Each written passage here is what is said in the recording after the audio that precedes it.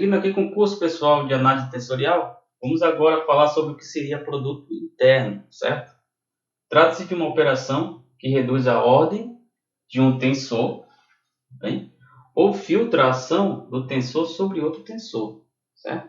Eu acho que eu já vinha discutido em aulas anteriores, em vídeos anteriores, que semelhantemente a um produto escalar, por exemplo, quando ocorre, né, entre dois vetores, por exemplo, eu vou dar um exemplo para vocês.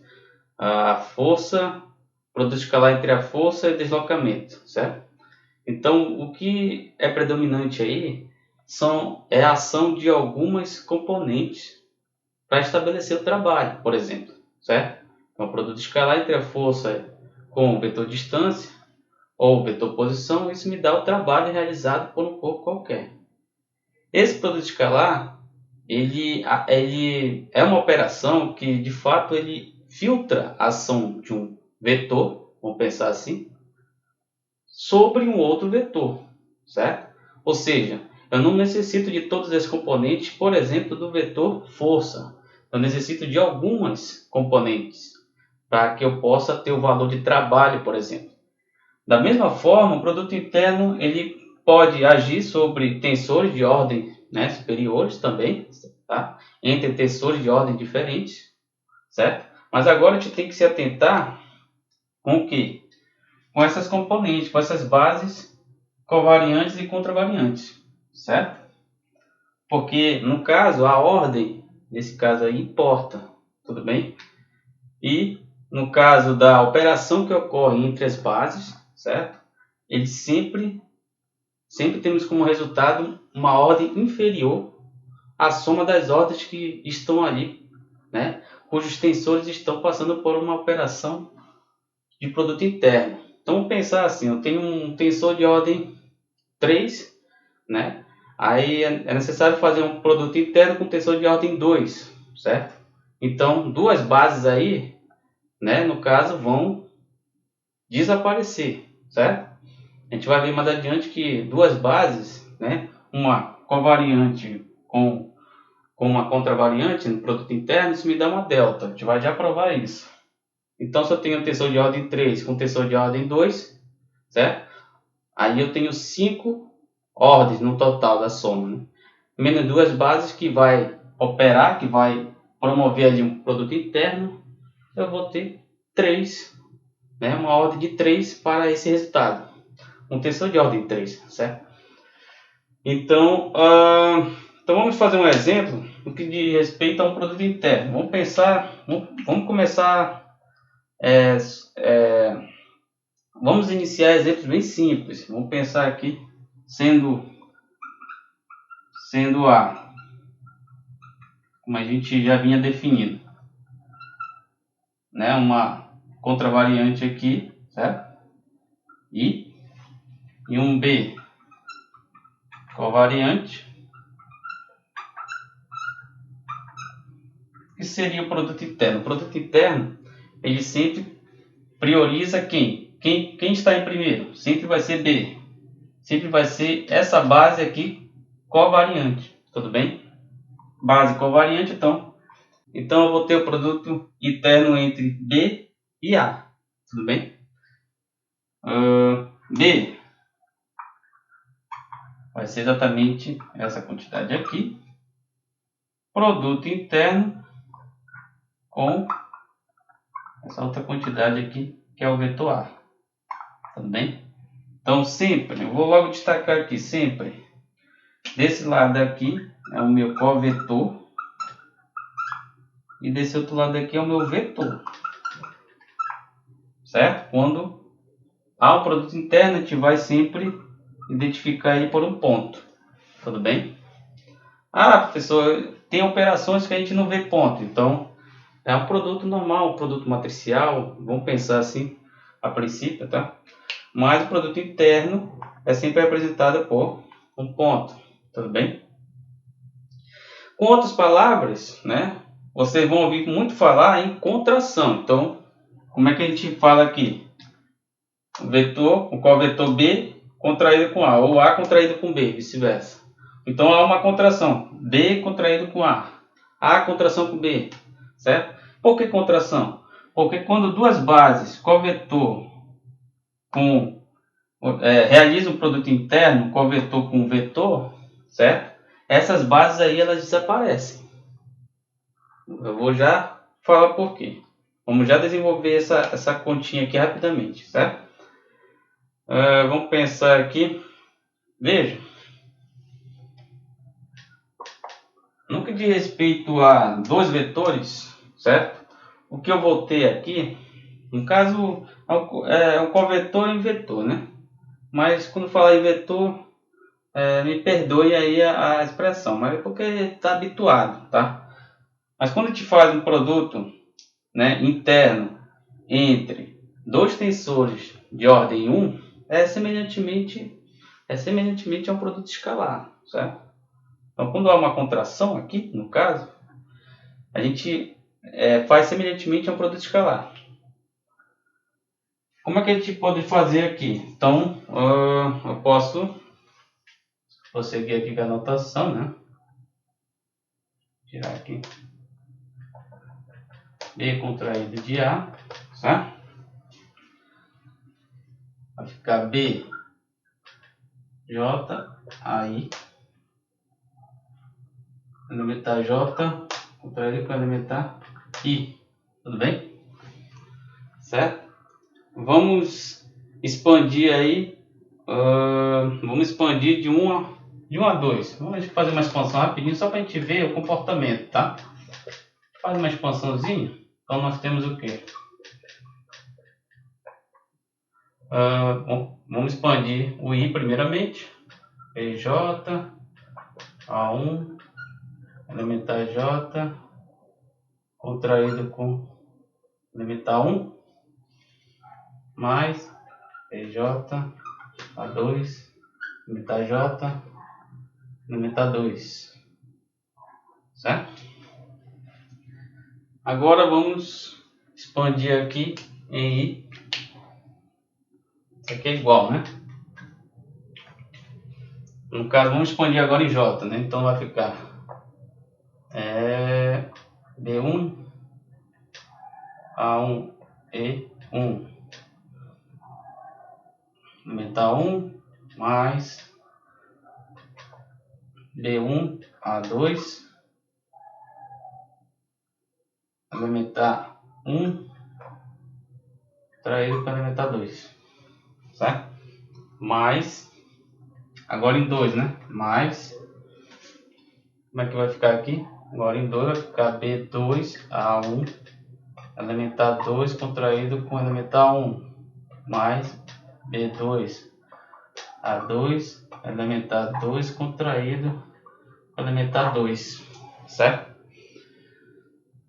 O que a gente já aprendeu lá no produto escalar, certo? Que quando as bases são iguais, isso aí é igual a 1, né? Principalmente quando a gente considera que as bases, elas são o quê? São ortonormais, né? Tudo bem? Então, essas bases, no caso, elas fazem o quê? Elas fazem 90 graus aqui, né? Certo?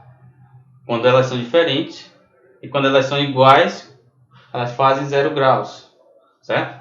Então aí a gente relaciona com o cosseno do ângulo. Então por isso que isso aqui é 1, isso aqui é 0. 0 e 1. Então nós temos o que como resultado? Então veja, isso aqui, a quantidade aqui ela é 0, essa quantidade aqui ela é 0. Então eu tenho que B contraído com A vai ser igual aqui. Vai ser B1, A1. Isso aqui é 1, né? Essa quantidade aqui e essa aqui é igual a 1, tá? Então vai ser B1 a 1 mais B2 a 2. Se fosse expandido de 1 a 3, ia ser o quê? B1 a 1 mais B2 a 2 mais B3 a 3, certo? E da mesma forma, se fosse de 1 a 4, 1 a 5, ia dar uma expansão, né? Bem comportada ali. Que é basicamente o quê? Vamos pensar aqui. A gente pode simbolizar essa expansão aqui, né? por um único índice, certo? A gente pode pensar que esse resultado é basicamente o quê? Um B, vamos pensar em um BI, aí, certo? Onde I é expandido o quê? De 1 a 2. Se eu expandir o I de 1 a 2, eu chego no mesmo resultado, certo? Então a gente percebe esse comportamento e aí se depara com o quê? Que isso sempre vai ser dessa forma, né? A gente se depara com o quê? Que esse B contraído com A é justamente toda essa quantidade aqui, certo? E outra, que eu posso fazer é o seguinte: B contraído com A, essa quantidade aqui, eu posso pensar em um BJ, certo? Um BJ aqui, A, I, só que como eu mudei o índice, eu tenho que colocar uma delta aqui, ó. Delta J, I, certo? Então eu posso pensar em trazer uma delta dentro dos índices. Então, no caso, se eu agir com a delta sobre esse somatório, né, que está somando aqui em J e está somando em I, se eu agir com a delta, tudo que é J vira I. Aí eu volto para cá. Tudo bem? Então, com outras palavras, eu posso relacionar essa quantidade aqui com essa quantidade aqui. Tudo bem? Aí eu tenho o que, pessoal? Veja. Logo, eu tenho que B, J, aí, certo? No caso, I elementar J contraído com I elementar I, covariante contra variante, certo? Vai ser igual aqui. Essa quantidade aqui embaixo, BJ, AI, delta J, I. Tudo bem? Então veja, essa quantidade aqui, ó, essa quantidade aqui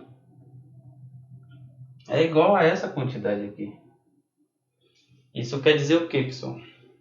Que essas bases, base covariante, base contravariante, a contração dessas duas bases, isso é exatamente igual a quem?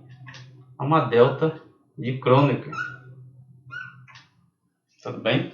Isso é exatamente igual a uma delta de Kronecker. Isso aí é muito fundamental para a gente estabelecer várias relações dentro de qualquer sistema, né? Dentro de qualquer sistema físico ou qualquer outra área do conhecimento. Porque sempre a gente vai se deparar com essa quantidade aqui, certo? Aí, de alguma forma, a gente pode gerar as deltas para filtrações de tensores. E estabelecer várias outras relações. Então, isso é muito importante, certo? Isso é só uma das relações muito importantes dentro do que conhecemos por análise tensorial. Mais adiante a gente vai ver, como já vinha destacando, o tensor métrica, certo? E essa métrica, ela tem uma função muito especial, que é justamente o quê? Que é a levantar, certo? É levantar e baixar índices, certo? Ela baixa ou levanta índices, certo? Então é uma outra relação com componentes covariantes e contravariantes, certo? Tudo bem? A gente vai ver mais adiante. Tudo bem? Então, pessoal, só seguindo aqui com o raciocínio, é importante a gente destacar essa quantidade aqui que nós obtivemos, tá? O que isso quer dizer? Que quando a gente está diante de uma somatória entre índices, certo? Na possibilidade, a gente pode sempre relacionar com uma contração, certo? A gente pode sempre relacionar com uma contração, principalmente quando a gente vai estabelecer relações de forma generalizada, porque a gente parte de notações indiciais, de propriedades indiciais, depois a gente chega em uma notação generalizada, né? Como, por exemplo, identidades vetoriais, né? Então, sempre quando a gente deparar com uma somatória de índices dessa forma, a gente está diante de uma contração, certo? Ou, em casos particulares, está diante de um produto escalar. Tudo bem? O que mais que a gente pode destacar? Tá, observe que eu tinha um covetor, certo? De primeira ordem, um vetor de primeira ordem, certo? E quando ocorrer o produto interno, eu tenho como resultado o quê? Um tensor de ordem zero, certo? Tensor de ordem zero. Então, já estabelece o que nós falamos aqui no texto, né? Que o produto interno, ele o quê? Ele filtra, no caso, a ação do tensor, certo? E, no caso, reduz a ordem de um tensor. E pode reduzir a ordem de um tensor. No caso aqui, reduziu, certo? A ordem de ambos os tensores. Tudo bem? Mas de forma bem isolada, a gente pode pensar, por exemplo, pegar uma base, né, do espaço dual e promover ali uma contração sobre um vetor, um tensor, para saber o que resulta. Aí sim a gente está diante de uma filtração da ação do tensor. O que eu quero daquele tensor? Aí eu vou pegar uma base dual ali, certo? E fazer um produto interno sobre o tensor e me dar um resultado que é relativo àquela base, certo? Então, eu posso pegar de uma base, né, elementar do espaço dual, né, fazer uma contração sobre um tensor, por exemplo, aí eu vou ter informações sobre o tensor relativo à minha o quê? A minha contravariante do próprio tensor, certo? A gente vai fazer uns exemplos agora, tá, pessoal? Então, antes da gente fazer o exemplo, vamos escrever aqui uma nota que a ordem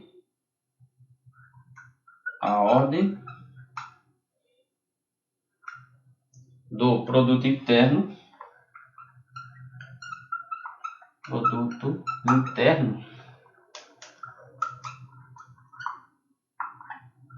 o que? A ordem do produto interno entre covariantes e contravariantes importa, né? Importa, certo? De forma que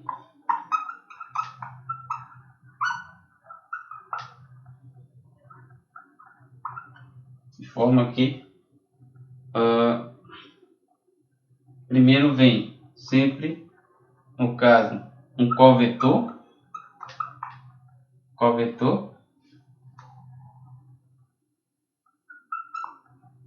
certo? Ou uma base dual. E depois vem o vetor, ou uma base dentro do meu espaço vetorial. Tudo bem? Acho que deu para entender.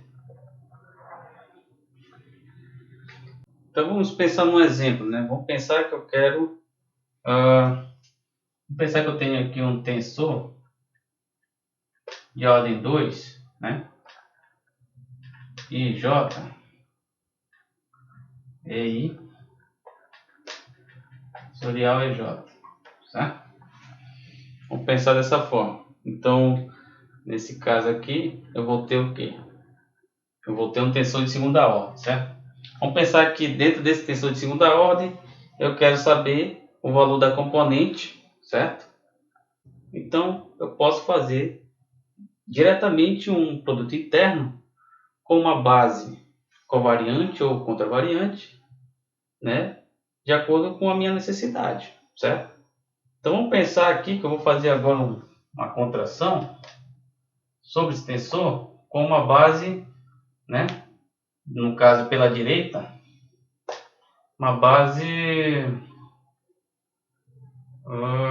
contravariante. Então, vou colocar aqui um EK, certo? Vou mudar o índice aqui porque sempre é importante mudar. Então, vai ficar IJ, EI, tensorial EJ, contraído com EK. Tudo bem? Então, a gente sabe que essa quantidade aqui é uma delta de Kronecker, certo? Vou colocar aqui IJ, EI. Aqui já o tensorial já some, foi contraído uma base. Aqui já vou ter uma delta de Kronecker, EK. Desculpa, JK. Tudo bem? Então veja, temos um somatório em J e temos um somatório em I. Então, qual é a função da delta? Né? Elimina o somatório e troca o índice, certo?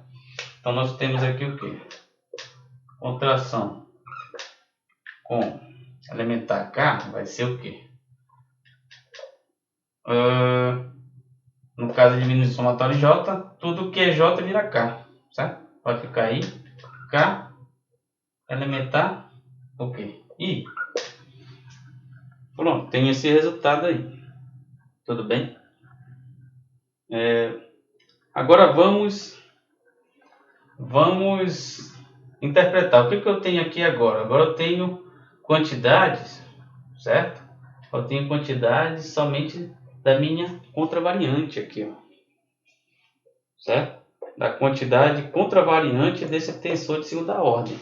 Então, se de alguma forma eu não consigo obter quantidades covariantes do tensor, mas eu consigo obter quantidades contravariantes, então o ideal é que eu faça um produto interno como esse aqui, certo? Veja, mas aí vamos pensar, eu quero quantidades que estejam na mesma, no caso, vamos pensar que eu quero quantidades que estejam na minha diagonal principal, na diagonal principal do tensor, né? Uma vez que ele é um tensor de segunda ordem, pode ser representado por uma matriz. Então, como ficaria? Vou pensar aqui, elementar K, certo? Contração, meu tensor, elementar K, no caso, contravariante. Tudo bem? Veja, como é que fica agora? Vou repetir aqui minha quantidade no componente K. Agora eu coloquei aqui, eu atuei um covetor, uma covariante aqui, EK, contraído com elementar I. Então veja, aqui novamente aqui é uma delta, né? Então vai ficar elementar K tensorial, o tensor elementar K, isso aqui vai ser igual aqui. Isso aqui é uma delta, vou colocar aqui tensor, componente do meu tensor, I K, delta K, I. Então veja, novamente eu tenho uma soma, tenho duas somas, né? Isso é muito importante. Eu vou eliminar uma soma, certo? E trocar os índices. Certo? Então como é que fica? EK, tensor, contração da esquerda e contração pela direita. Então eu tenho EK, eu vou ter o quê? Tudo que é I vira K ou vice-versa. Melhor aqui tudo que é I vira K, né? Então vai ficar componente K, K. Tudo bem? Então aqui os índices também já corresponde aí um balanço, certo? Então o que isso quer dizer?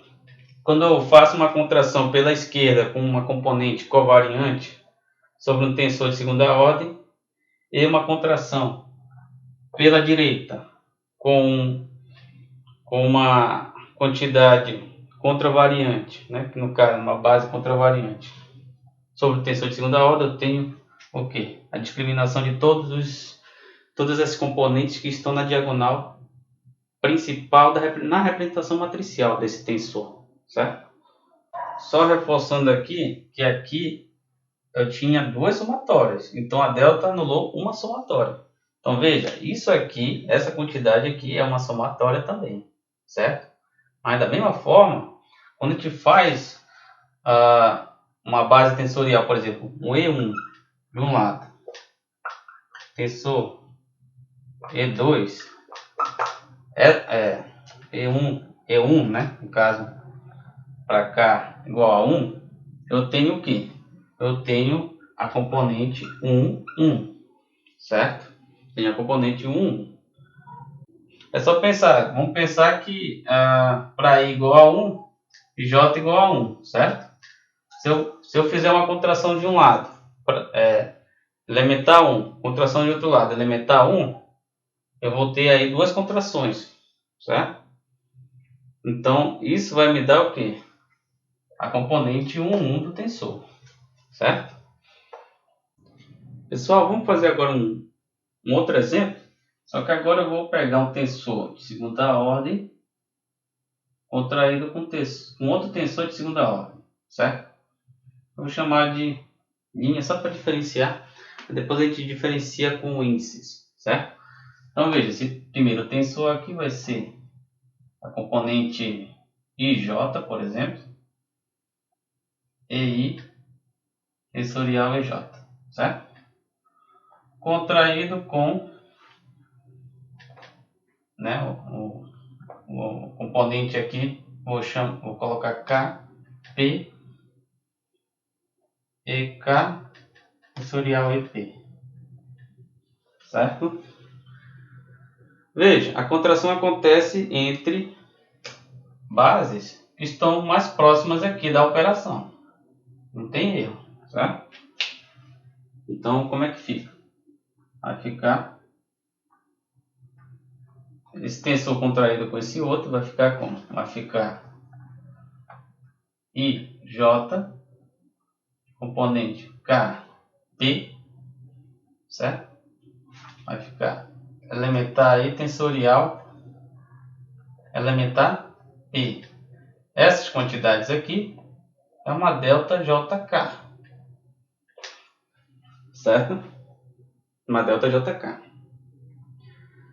Veja, a delta vai atuar sobre as componentes. Então, para mim, tudo que é K vira J, certo? Vamos pensar assim. Pode ser o contrário, certo? Tudo que é K vira J. Então, vai ficar essa componente aqui, IJ, esse K que vai virar J, P, certo? Elementar I, elementar P. Tudo bem? Então, essa é a minha resposta, certo?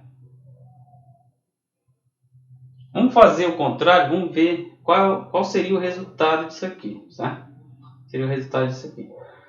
Só lembrando que as componentes aqui KP, né? Eu vou colocar aqui um link que é para diferenciar de fato, tá? Senão a gente vai se atrapalhar lá na frente. Vamos fazer agora o contrário. Tensor, né? Segunda ordem linha com um tensor sem linha, certo? Então vai ficar aqui. Vou adotar o mesmo índice, tá? KP, EK tensorial EP, escalar com IJ, TI tensorial EJ, certo? Eu vou escalar, aqui é a minha linha, tudo bem? Da mesma forma, faço um produto escalar não, produto interno, né? Vamos falar em produto interno, tá? Produto interno, contração entre essas bases que estão mais próximas, tudo bem? Então vai ficar como? Isso aqui vai ser igual a, colocar aqui, linha KP, componente IJ, certo? Vai ficar EK tensorial EJ. Aí eu vou ter uma delta o quê? Uma delta PI, certo? Uma delta PI. Vou agir agora essa delta sobre as componentes. Eu tenho o quê? Eu vou ter que tudo que é P vira I, certo? Vamos predominar aí os I, os J e os Ks, né? Então aqui vai ser o quê? K, I, J,